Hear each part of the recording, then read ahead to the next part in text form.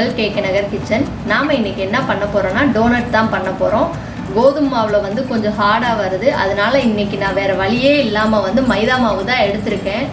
அதான் கொஞ்சம் சாஃப்டாக வருது. டோனட் பண்ணுறதுக்கு என்னென்ன பொருட்கள் அப்படின்றத பார்க்குறதுக்கு முன்னாடி வந்து என் சேனலை நீங்கள் ஃபஸ்ட் டைம் பார்க்குறீங்கன்னா சப்ஸ்கிரைப் பண்ணிடுங்க, லைக் பண்ணுங்கள், மறக்காமல் பக்கத்தில் உள்ள பெல் பட்டனை கிளிக் பண்ணிடுங்க. இப்போ டோனட் செய்ய தேவையான பொருட்கள் என்னென்னன்றதை பார்த்துக்கலாம். மைதா மாவு வந்து ஒரு சின்ன கப்பில் 2 கப் எடுத்திருக்கேன். அடுத்ததாக வந்து 50 கிராம் பட்டர் எடுத்திருக்கேன். ஃப்ரிட்ஜிலேருந்து 1/2 ஹவருக்கு முன்னாடியே நான் எடுத்து வச்சுட்டேன். சிறிதளவு உப்பு. நீங்கள் வெஜிடேரியனாக இருந்தால் வந்து ஸ்கிப் பண்ணிக்கோங்க. நான் எக்கு சேர்த்துருக்கேன், ஒரு எக்கு சேர்த்து. தேவையான அளவு சுகரை வந்து நான் மிக்சியில் பொடிச்சு வச்சுருக்கேன். டோனட்க்கு மேலே வந்து டிப் பண்ணுறதுக்காக நான் டார்க் சாக்லேட்டும் ஒயிட் சாக்லேட்டும் வந்து வாங்கி வச்சுருக்கேன். இது வந்து ட்ரை ஈஸ்ட்டு. இது வந்து நான் 1.5 ஸ்பூன் எடுத்திருக்கேன். அதாவது 2 கப் மாவுக்கு 1.5 ஸ்பூன் எடுத்திருக்கேன். இது ஆக்டிவேட் ஆக வந்து ஒரு 20 மினிட்ஸ் ஆகும். அதனால நான் ஆல்ரெடி ஆக்டிவேட் பண்ணி வச்சுட்டேன். இது வந்து 50 ml மில்கில் வந்து 1.5 ஸ்பூன் ஜீனி, 1.5 ஸ்பூன் ஈஸ்ட் போட்டு நல்லா ஆக்டிவேட் பண்ணி வச்சுருக்கேன். நல்லா நுரைச்சி வந்திருக்கு.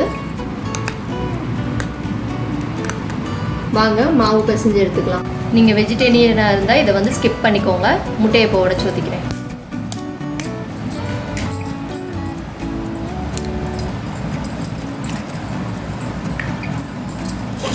மூணு ஸ்பூன் வந்து பவுடர் சுகர் எடுத்துக்கிறேன். தேவையான அளவு உப்பு, பட்டர் 50 கிராம், ஈஸ்ட். இப்போ இது எல்லாத்தையும் மிக்ஸ் பண்ணி எடுத்துக்கலாம்.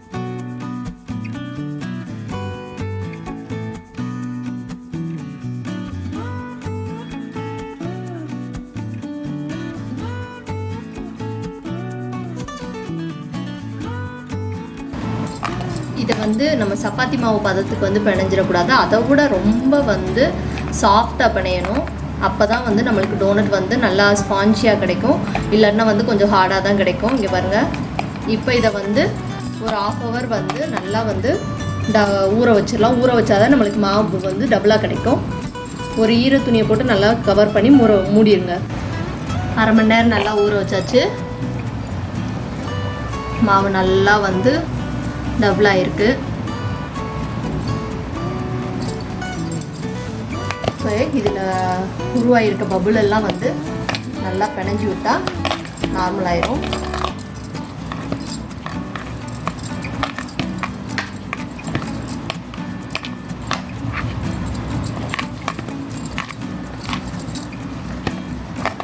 பாருங்கள் எவ்வளோ சாஃப்டாக இருக்குன்ட்டு. இதுதான் பதம்.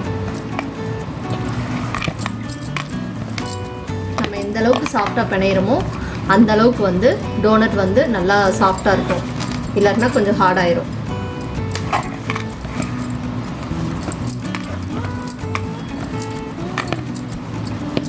இப்போ இதில் நான் பகுதி மாவு எடுத்துக்கிறேன்.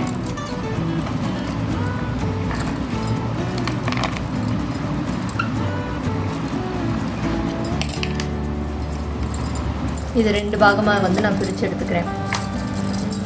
சப்பாத்தி கட்டையில் கொஞ்சம் மாவு போட்டு வச்சுக்கோங்க. இப்போ இதை வச்சுக்கலாம். ரொம்ப அழுத்தி வந்து தேய்க்கக்கூடாது, சாஃப்டாக தான் இதை தேய்க்கணும். பாருங்கள், நம்ம தேய்க்கும் போதே எவ்வளோ சாஃப்டாக இருக்குன்னு உங்களுக்கு தெரியுதா?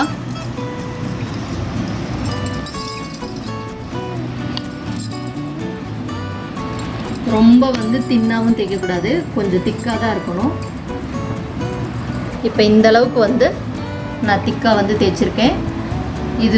இதை வந்து நம்ம அச்சு வச்சு எடுத்து இது கொஞ்சம் மேரினேட் ஆகும். மேரினேட் ஆகும்போது நல்லா நம்மளுக்கு நம்ம பஃபியாக வரும். இப்போ நம்ம அச்சு வச்சு எடுத்துக்கலாம்.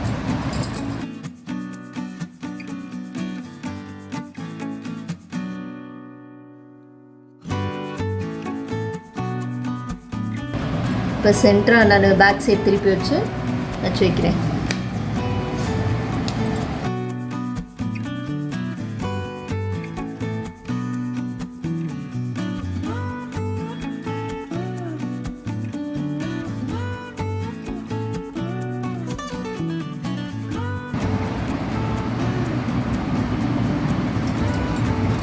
மூணுக்கு தான் வந்திருக்கு. அடுத்தது பார்க்கலாம்.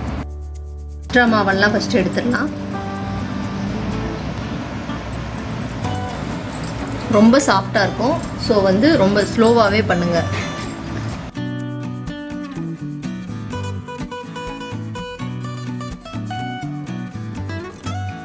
பாருங்கள், இதே மாதிரி நம்ம எல்லாத்தையும் பண்ணிக்கலாம். இதை வந்து அப்படியே வந்து பிளேட்டில் வச்சிடாதீங்க. பிளேட்டில் வந்து கொஞ்சம் வந்து மாவு போட்டுக்கோங்க. மாவு போட்டு இதை வைங்க, இல்லாட்டினா வந்து பிளேட்டில் ஒட்டிக்கிறோம். இதே மாதிரி நம்ம எல்லாத்தையும் பண்ணி எடுத்து வச்சுக்கலாம். எல்லாத்தையும் வந்து தேய்ச்சி அச்சு வச்சு எடுத்தாச்சு. இதை இப்போ வந்து ஒரு 15 நிமிஷம் வந்து நல்லா மூடி போட்டு மூடி வச்சு ஊற வச்சுருங்க. அப்போ தான் கொஞ்சம் நல்லா பன்னு மாதிரி வரும். அப்போ தான் எண்ணெயில் போட்டு எடுத்தால் நம்மளுக்கு கேக் டேஸ்ட் இருக்கும். இப்போ நான் இதை மூடி வச்சு ஊற வைக்க போகிறேன் 15 நிமிஷம்.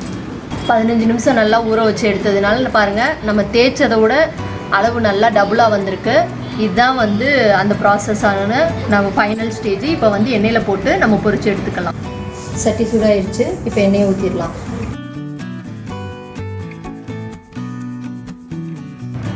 இதுக்கு எண்ணெய் வந்து ரொம்ப ஹீட் ஆகக்கூடாது. மீடியம் ஃப்ளேம்லேயே வச்சுக்கோங்க, இல்லாட்டினா மேலே வந்து ரொம்ப கருகிரும்.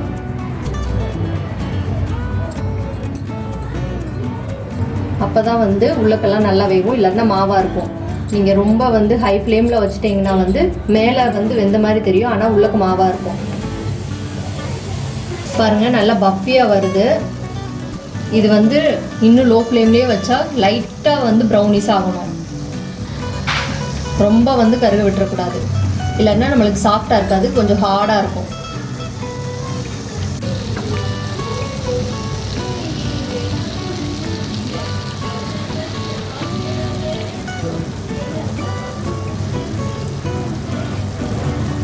நல்லா வெந்துருச்சு, லைட் ப்ரௌன் கலர் ஆயிடுச்சு. இந்த ஸ்டேஜில் வந்து நம்ம எடுத்துடலாம். ரொம்ப வந்து டார்க் ப்ரௌன் ஆயிடுச்சுன்னா வந்து ரொம்ப மொறுமொறுன்னு இருக்கும். சொல்லப்போனால் நம்ம உளுந்த விட மாதிரி இருக்குங்க. இப்போ எடுத்துடலாம். இப்போ நம்ம அடுத்ததை போட்டு எடுத்துடலாம்.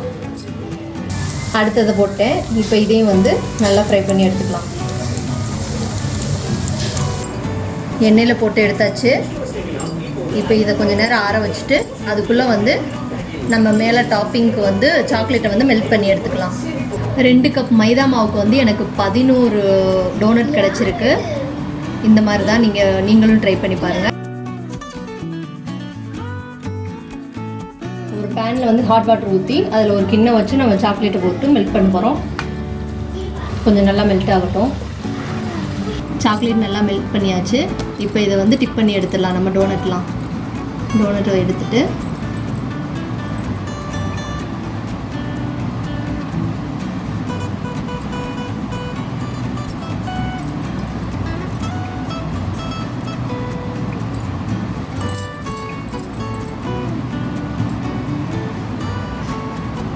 எவ்வளோ சூப்பராக இருக்குன்னு பாருங்கள்.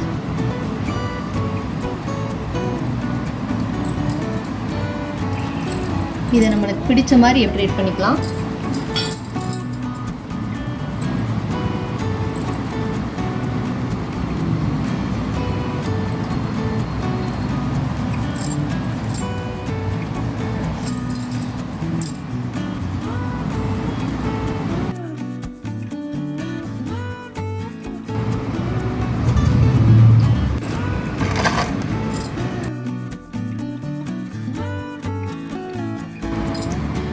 அடுத்து வந்து நம்ம பொடி பண்ணி வச்சுருக்க சுகரை வச்சு ஒரு டாப்பிங் பண்ண போகிறேன்.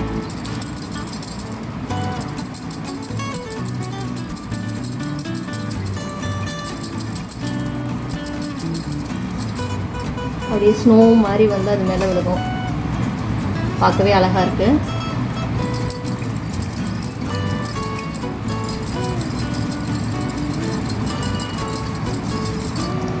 ஓகே ஃப்ரெண்ட்ஸ், இப்போ வந்து சாஃப்டான நல்ல டேஸ்டான டோனட் வந்து ரெடி ஆயிடுச்சு. நீங்களும் வந்து வீட்டில் ட்ரை பண்ணி பாருங்கள். ட்ரை பண்ணி பார்த்துட்டு மறக்காமல் உங்கள் கமெண்ட்ஸை வந்து எனக்கு ஷேர் பண்ணுங்கள்.